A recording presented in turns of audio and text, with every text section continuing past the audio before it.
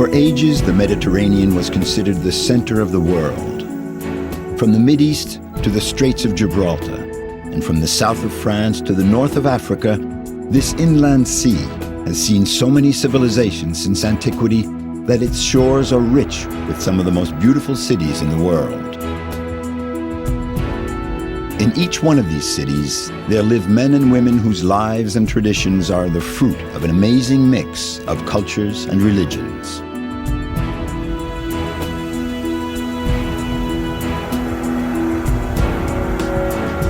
From Marseille's old port to the Barrio Gótico in Barcelona, from the Almudaina Palace in Palma to the Medina of Tunis, from the fortifications of Malta to the Cathedral of Palermo and the masterpieces of Rome, the Eternal City, all the cities that we'll be visiting during this voyage are, each in its own way, capitals of the Mediterranean.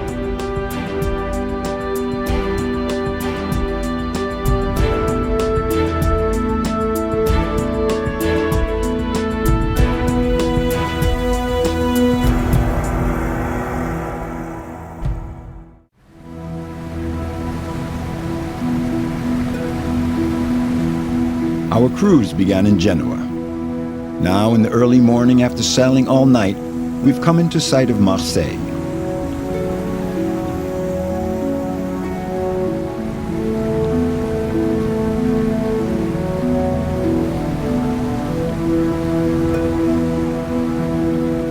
Marseille is the great historical port of France's Mediterranean coast.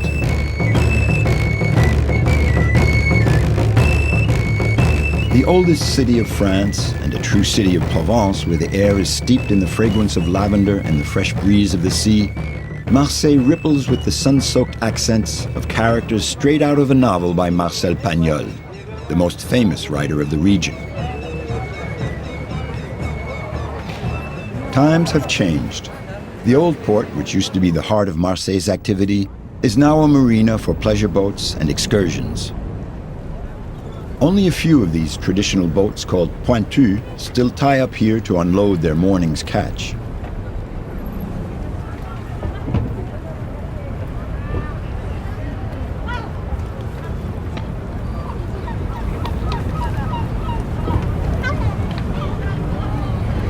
Down through the centuries, the activity of the port followed the history of the city. The slow periods under Louis XIV and after the Revolution alternated with more prosperous times under the reign of François I, and even better times at the beginning of the 19th century when France embarked on its period of overseas colonization. The sailing ships and then the steamships of the big maritime companies set out from here to the four corners of the earth, towards Algeria from 1830 on, then starting in 1869 when the Suez Canal was opened, to Africa and far-off Asia.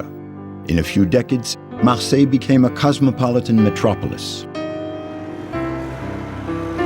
Orphans of a bygone era, the wharfs of La Joliette are now used by a good number of cruise ships and the ferries heading for Corsica and North Africa.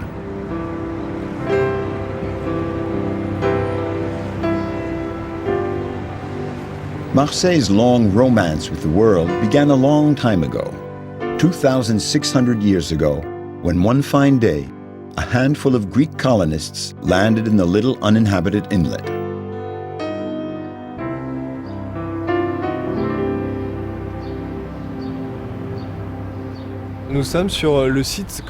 Here we are on the site of what we call the ancient port, which is almost 200 meters from the old port. So this is the dead center of the city of Marseille, and with this archaeological site we see the origins of the city laid bare. We're at the end of the rocky inlet of Marseille that was discovered by the Greek sailors from Phocaea 2,600 years ago. So these were the quays of the ancient Greek, then Roman port of Marseille. In ancient times, Marseille was in fact a port that handled, let's say, strategic products, commercial products such as wine, olive oil, salted fish, metals as well, grain. So these were products and raw materials that were, of course, extremely important for life around the Mediterranean basin, and even throughout the rest of Europe. Even though Marseille never regained the level of trade it had in ancient times, it remained an active port all through the Middle Ages. Then in the 15th century, it enjoyed another period of prosperity thanks to the accords between François I and the Ottoman Emperor Suleiman the Magnificent, and Marseille became an active hub of trade with the East. During the 17th century, France, like Holland and England, created their companies of the East and West Indies. However, thanks to the initiative of Colbert, Louis XIV's Minister of Finance, France also founded a Company of the Levant, which gave Marseille a new economic lease on life.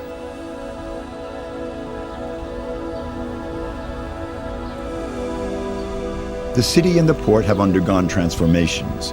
Louis XIV had a fortress built around the old St. John fort, dating from the 15th century.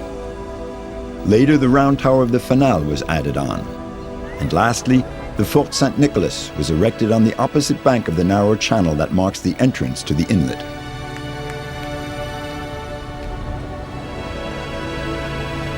These sites, charged with history, are now favorite places for a Sunday walk. All the Marseillais that gather here to enjoy the sun and sea are children of the Mediterranean. Their cultural diversity is essential for Marseille to remain Marseille, a cosmopolitan city open to the world.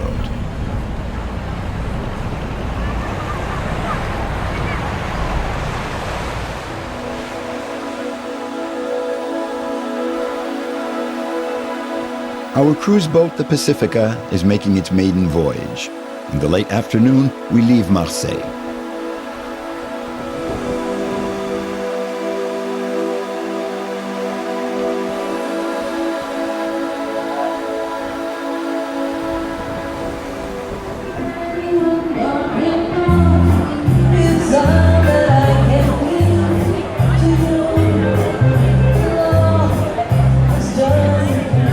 On board, crew and passengers alike have dressed up for the evening's festivities, when the captain, faithful to tradition, welcomes the passengers.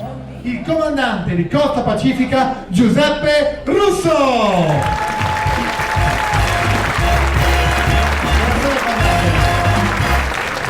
Signori, ancora una volta vi ringrazio per aver scelto questa crociera inaugurale qui sulla Costa Pacifica e sono sicuro che durante questi giorni apprezzerete la bellezza, l'allegria e i colori che vi offrono questa nave. Ancora una volta grazie e vi auguro una splendida crociera con voi.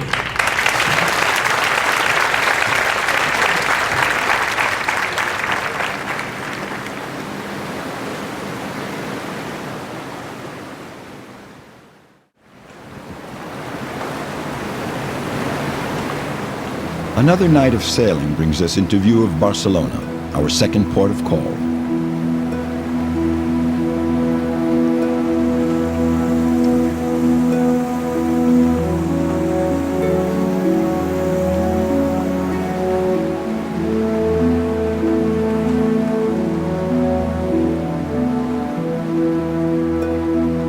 The renovations carried out for the 1992 Olympic Games were an opportunity for the urban planners to open the city once again onto the sea.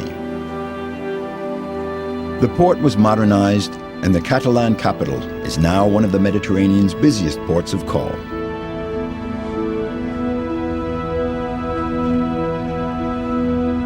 This newfound modern touch harks back to the turn of the 20th century, when a need to innovate swept through the major European cities. Modernismo was Barcelona's answer to England's modern style, Germany and Austria's Jugendstil, and France's Art Nouveau. Antonio Gaudi's Sagrada Familia Cathedral is the symbol of Catalonia's Modernismo. Begun in 1891, the cathedral designed by the Catalonian architect is still under construction. It arouses the enthusiasm and curiosity of the millions of people that visit it every year.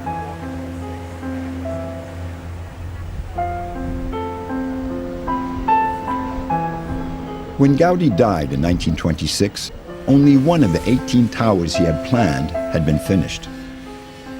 Breaking with the academism prevailing in the 19th century, Gaudi found inspiration in plant and animal forms. and incorporated elements of traditional crafts into his work as well, such as colored tiles. The creations of Gaudí and Luis Dominic Montaner, the architect of the Palace of Catalan Music, are works of art in themselves. Giving free rein to their imagination, it seems as if they designed these buildings not so much for people to use, as for people to admire.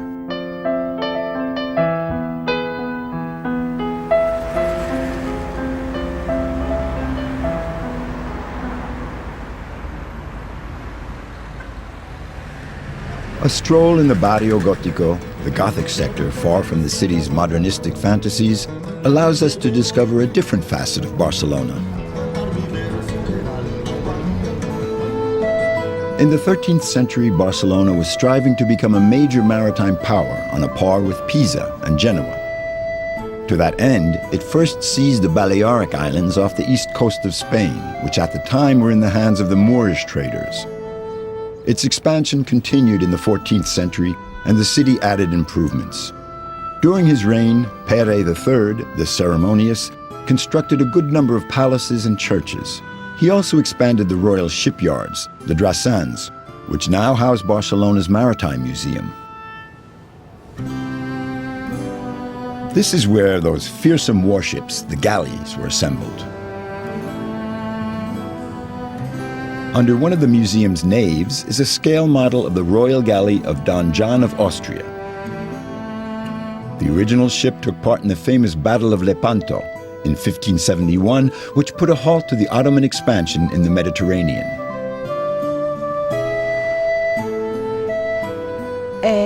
In medieval times, controlling the Mediterranean meant controlling world trade.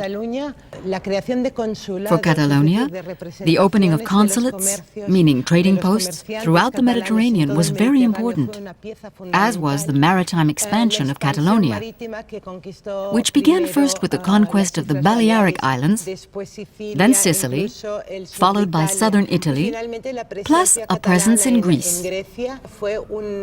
And this expansion allowed Catalonia to consolidate its sea routes and to transport the precious merchandise of the Orient to the Kingdom of Aragon. Our stopover in Barcelona is drawing to a close. We're taking a walk down the Ramblas, the favorite place for a stroll for the Barcelonese as well as for the tourists.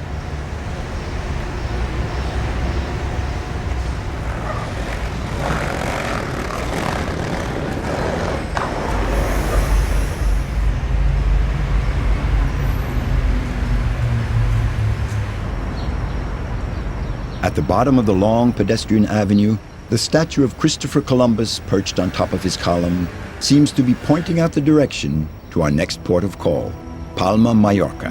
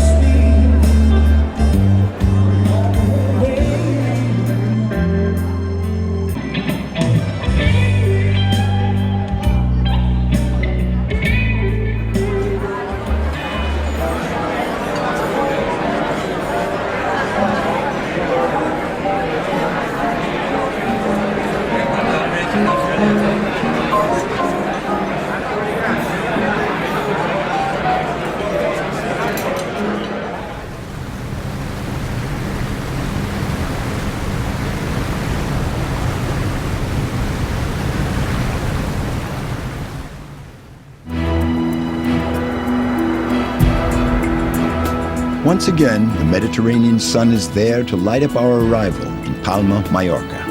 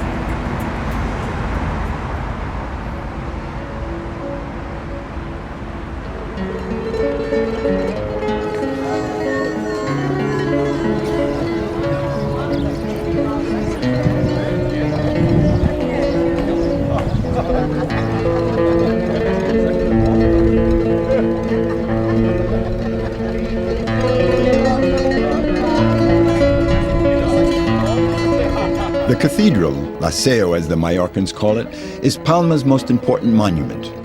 Firstly, on account of its size, and secondly, because its construction, begun in 1230, was undertaken on the site of a mosque in order to underline the reconquest of the islands from the Moors, who had occupied it since the 9th century.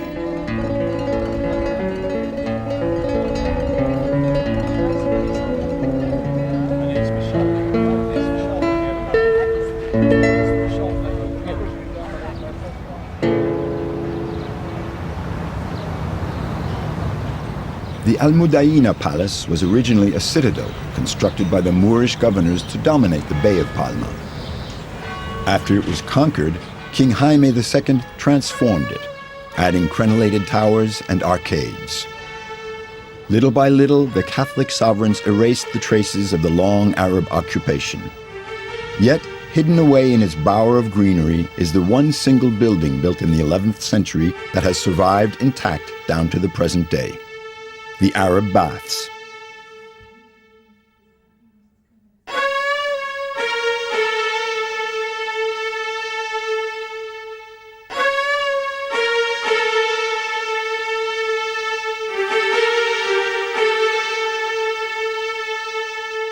If we were to speak of a first golden age in Palma, it would be the time of the Islamic period.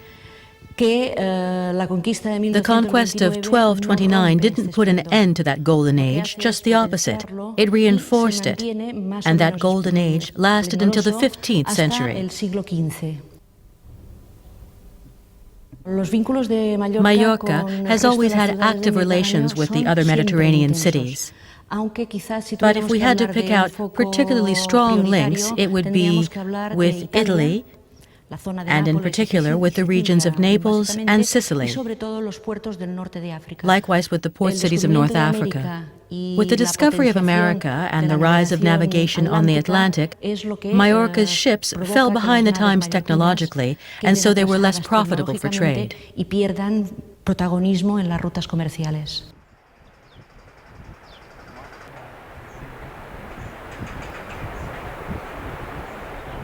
The day slowly fades from the enchanted shores of Palma, Mallorca. In a friendly atmosphere, the municipal band launches into its medley of españolades.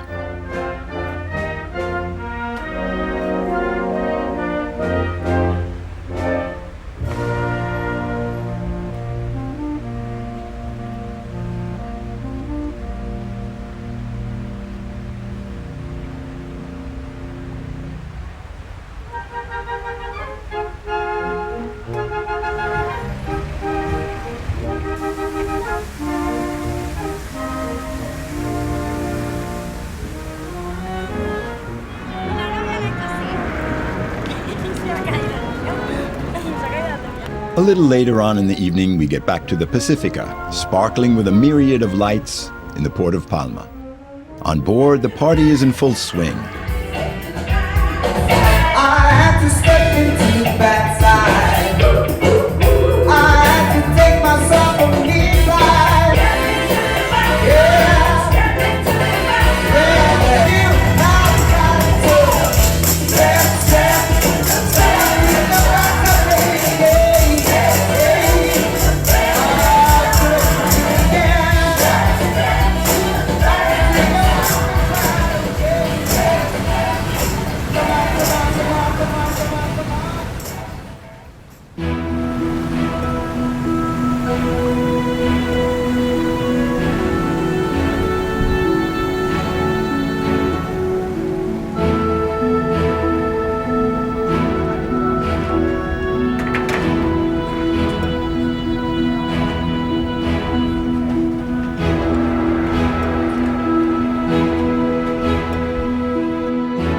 One day's sailing from Palma, Mallorca brings us within reach of the coast of North Africa.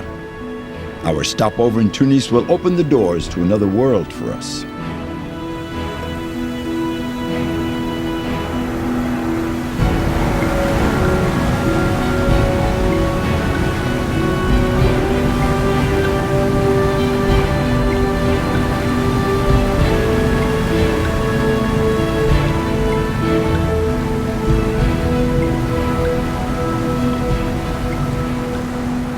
will soon be arriving at La Goulette, the port of Tunis.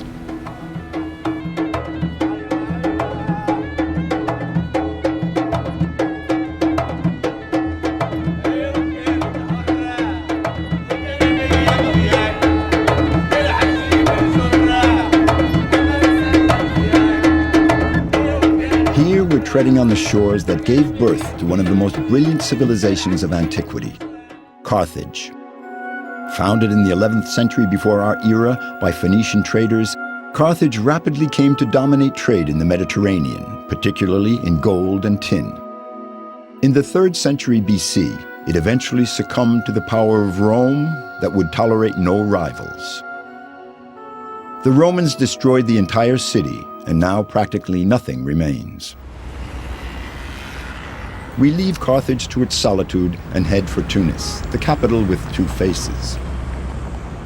On the one hand, you have the modern city, with its wide avenues lined with Art Deco buildings, a souvenir of the French protectorate that was established in 1881.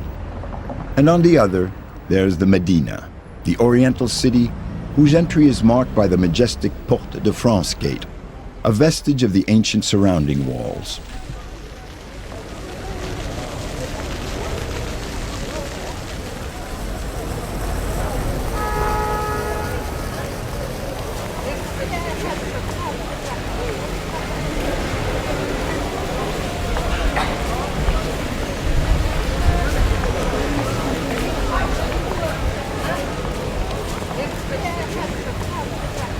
Designated a World Heritage Site, the Medina of Tunis is home to a wealth of palaces, mosques, and an incredible labyrinth of souks.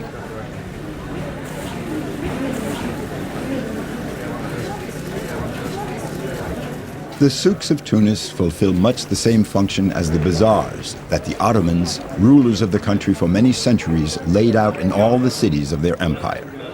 The pattern is very simple. The vendors and craftsmen are grouped according to their professions. Wandering through the maze of narrow streets, you come out onto a square of magnificent arcades. This is the jeweler's souk.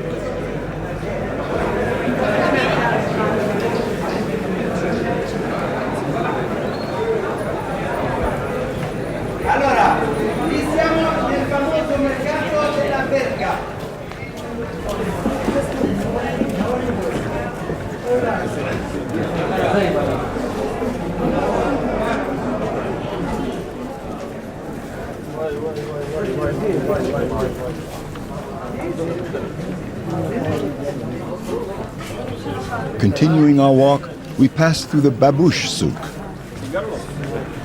Then, drawn by the aroma of spices and flowers, we arrive at the perfumer's souk.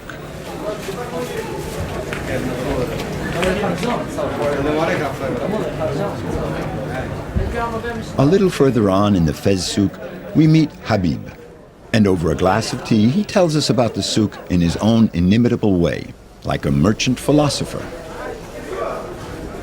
The souks are all very well organized here. Each souk used to have what they called an amin. The amin was the man who was responsible for the quality of the products. Take the fezzes, for example. The authenticity of the product depended on the density of the knots used to make this traditional Tunisian bonnet, on the type of wool that was used, on the dyes used. Should be an authentic vegetable dye. If it's a chemical dye, every time it rains you have red streaks running down all over your face. That never happens with natural colors. The amin also controlled the prices. The amin of the Fez souk would be paid a commission on everything sold in the souk for 1 year only. And every year they held elections to choose a new amin.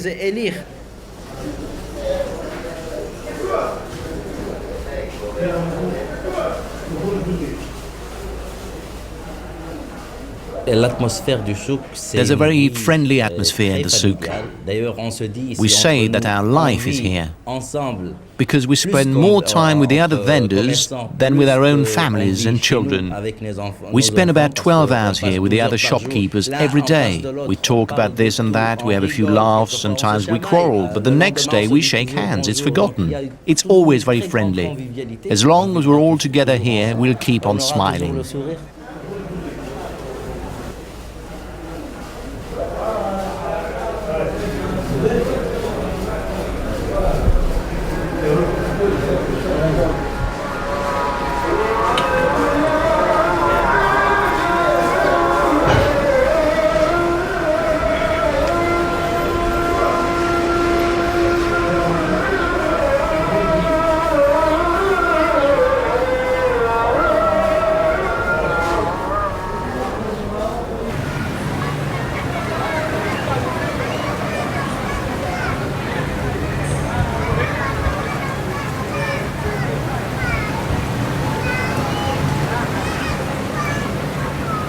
Once again, we've set out to sea.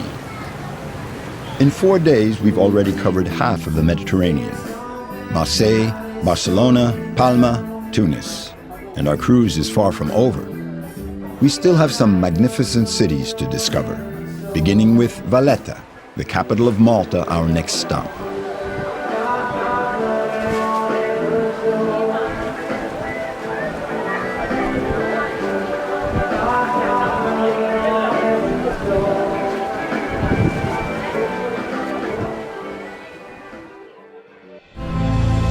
Malta's geographical situation at the crossroads of the maritime routes running from Africa to Europe made it a coveted prize all through its long history.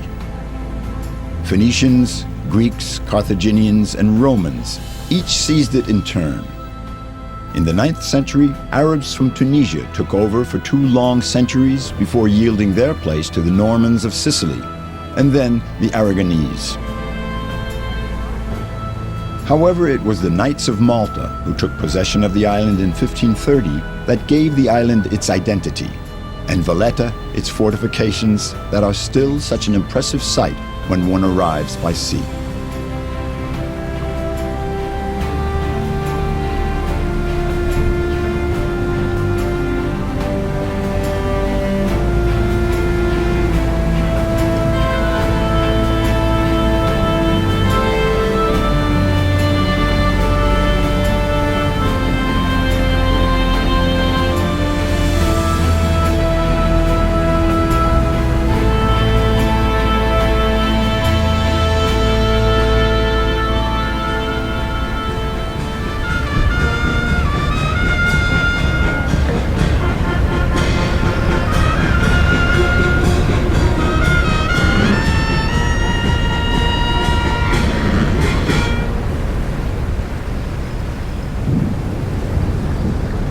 Valletta, built on a hilltop within the safety of its ramparts, has a picturesque charm.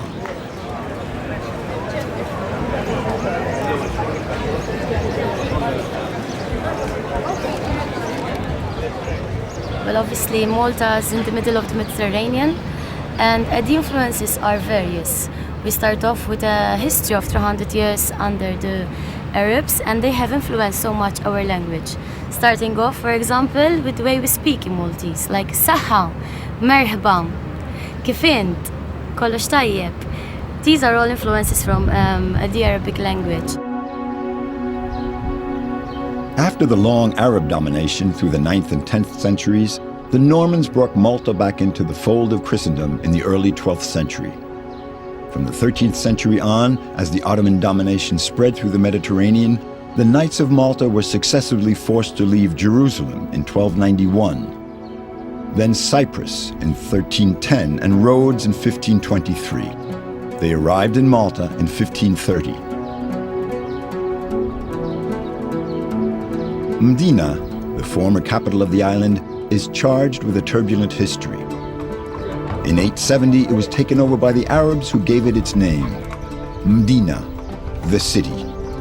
Then, in the early 12th century, it was conquered by the Normans, who constructed the city's finest monuments. The construction of the new capital, Valletta, begun in 1566, marked the decline of Mdina. Now, Mdina is no more than a museum city with 350 inhabitants.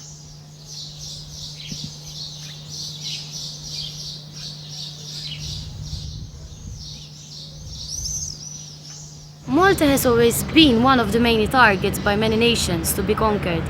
And when the knights came here in Malta, they find fewer little fortifications. Basically, the knights, all the fortifications you've seen here in Valletta, or for example in Medina, all the watchtowers which you see here were built by the knights.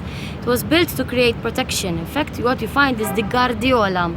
Guardiola was the place where the knights would obviously be there as a vigilance. And the signs on the Guardiola is an eye, which means from here I can see, and ear, from here I will hear, and like a bird, from here I will tell what I will see.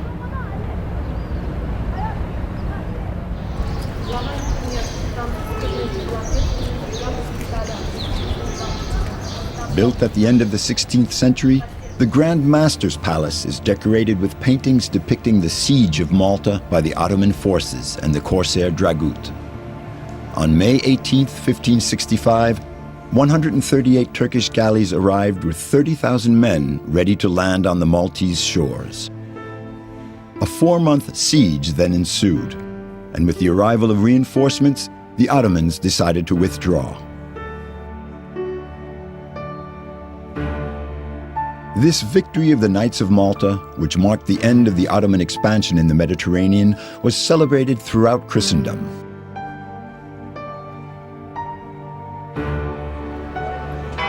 The facade of Valletta's cathedral has an almost military austerity. The nave, on the other hand, with its lush display of gilt decorations, is a true masterpiece of Baroque art.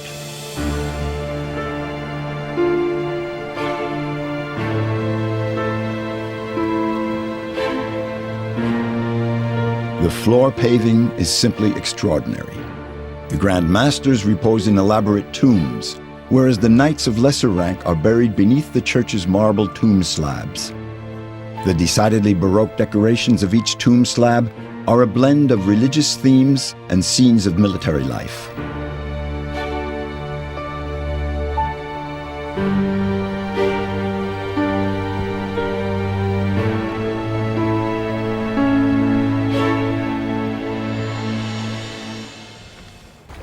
We wind up our stopover on Malta, far from the gilt and pomp of the cathedral, with a visit to the small port of Marseille.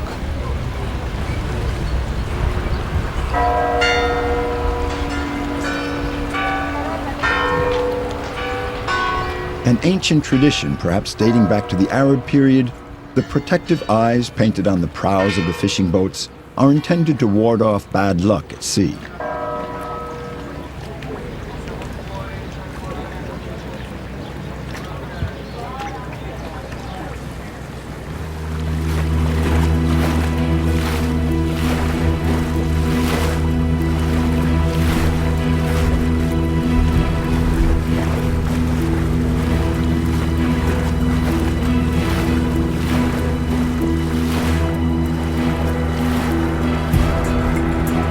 Back on board the Pacifica, we go to one of the upper decks to enjoy a last look at Valletta's magnificent fortifications outlined against the deep blue waters of the Mediterranean.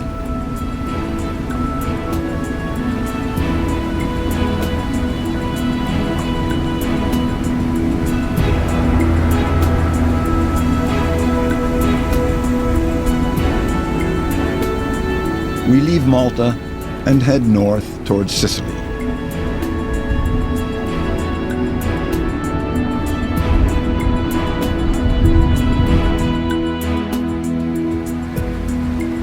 Early next morning, we come into sight of Palermo.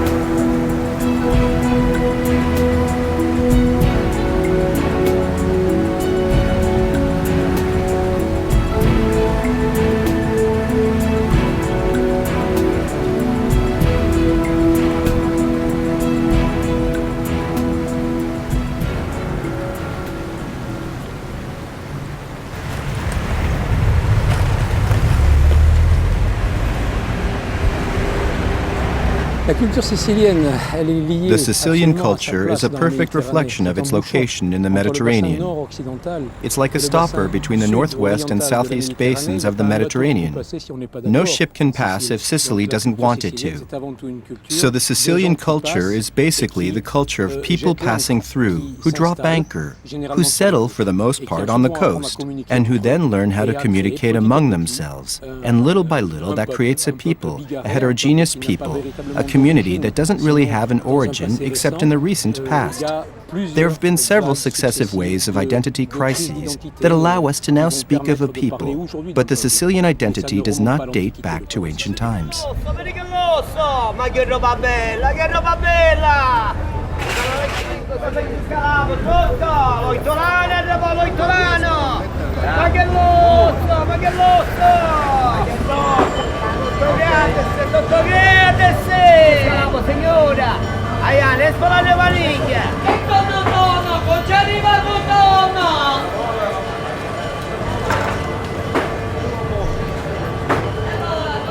The history of Palermo is inscribed in the stone of its monuments.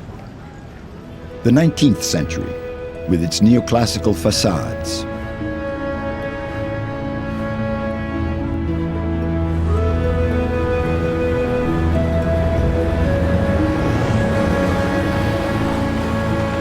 The Baroque 17th century, at the Quattro Canti, the crossroads with its 4 fountains ensconced in the facades.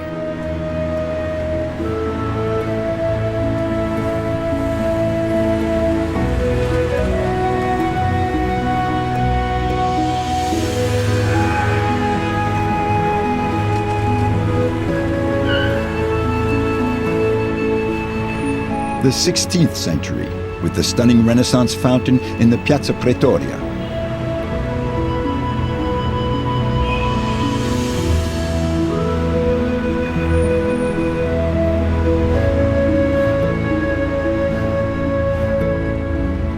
This stroll back in time leads all the way to the 11th century.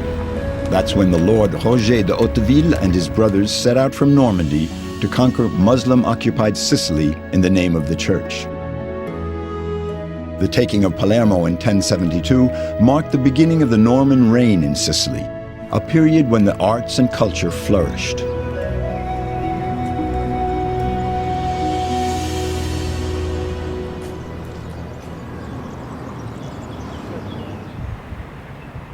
In the Cathedral of Palermo, you have a former mosque transformed for use by Christians. It was the Friday Mosque, one of the largest in the city, which had 300 mosques according to the 13th century poet Jabbar. And so, as they made over this cathedral for the use of Christians, they added to the structure that already existed thanks to Islam. For example, the 4 angle towers that were added with the Aragonese. They're veritable minarets if you look carefully. You can see a Renaissance portico. You have the original central nave, as well as the transept, a monochrome whose influence doesn't clash at all, but rather it blends in with the rest. There's only one fault of taste, and that was unavoidable.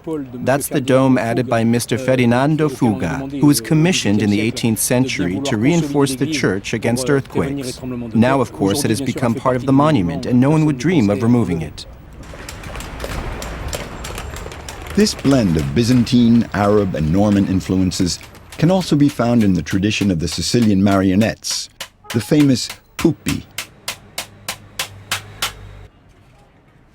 Vincenzo, one of the few remaining practitioners of this tradition, makes his own marionettes.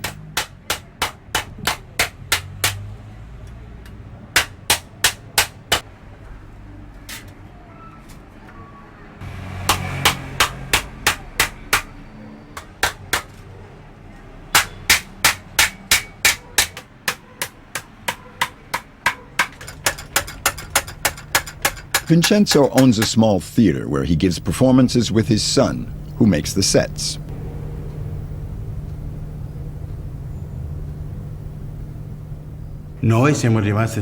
We carry on the ancient tradition of the old master marionettists.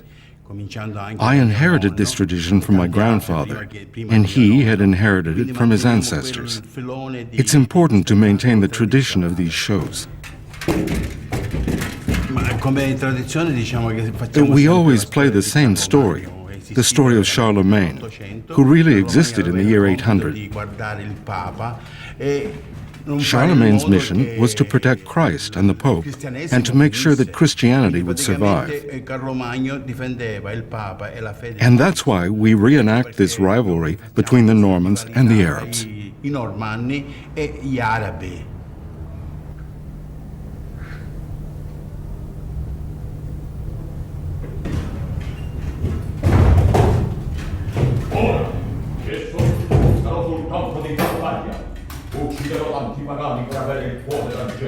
Fermati Orlando!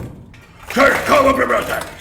Perché ho giurato di ucciderti e lo farò subito! Visitami tu!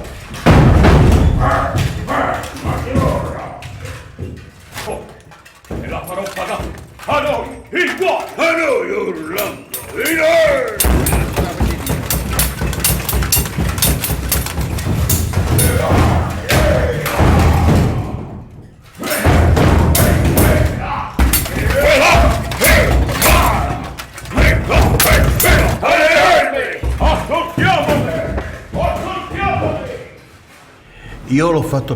I exercise this profession because I love it, because I grew up in a family that was already in this profession, and I hope that my children will carry on in my footsteps. But for that we need support. Before, there was the public, who would come every night and we would make a little money. Now that's finished. We count on the tourists. The Pacifica slowly pulls away from Palermo.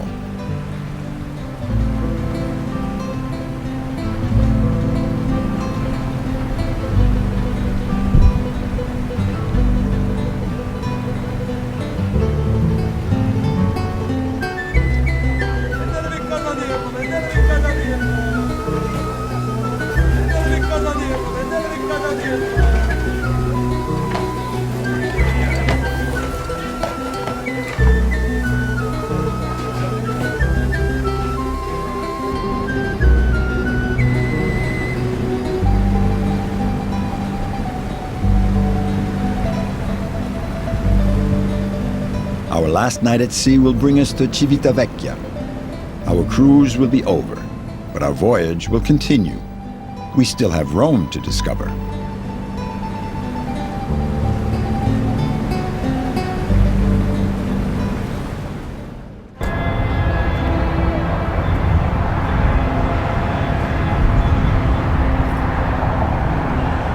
Rome, the eternal city, is there before us, spread out over the 7 legendary hills, with the Tiber flowing past their feet.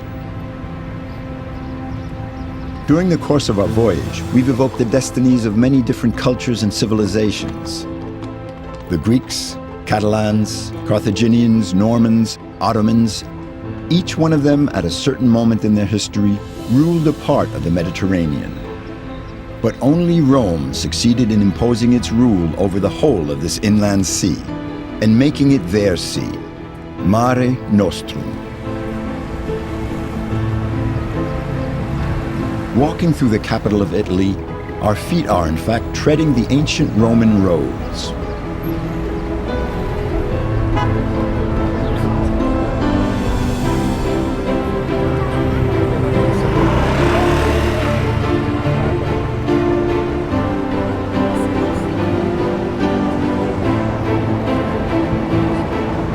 As we admire the masterpieces of the Italian Renaissance, such as St. Peter's Basilica, topped with Michelangelo's grandiose dome, it's as if we were admiring ancient Rome.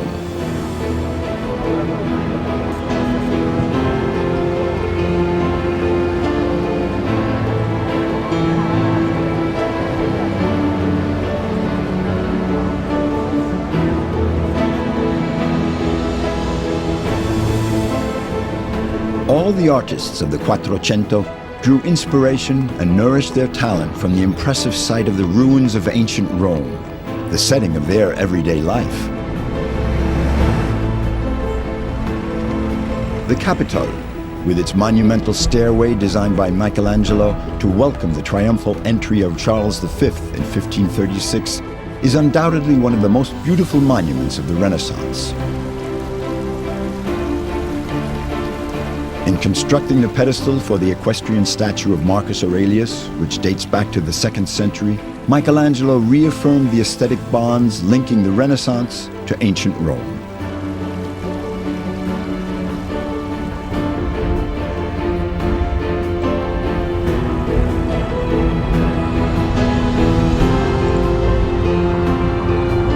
In spite of the countless Renaissance masterpieces, the ancient buildings always attract the most visitors, with the Colosseum leading the list.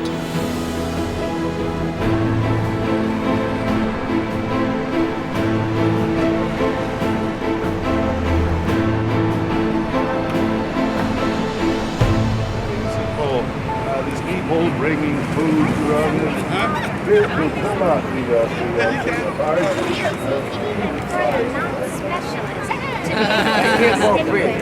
You want to fight? Come on. Next time. Kill your friend. No, my friend, no.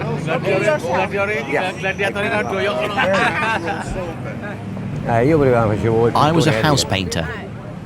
I still am, in fact. I paint apartments, but only in winter. When there's not enough work here, I go back to my painting job, but I spend just about the whole summer here. I leave the house with my costume in a bag and I change when I get here. I made the whole costume myself, but I had help from some people who'd already made them. It's custom made for me, except the sandals and the helmet. They're a little more difficult to make. You can buy them, but if you really want to, you can make them yourself. I'm maybe one of the few here who doesn't do this as a job, but for fun. I like to mingle and talk with the people. I kid around with everyone. The only thing that might be a problem is, of course, money. But I'm in it more for the fun than the money.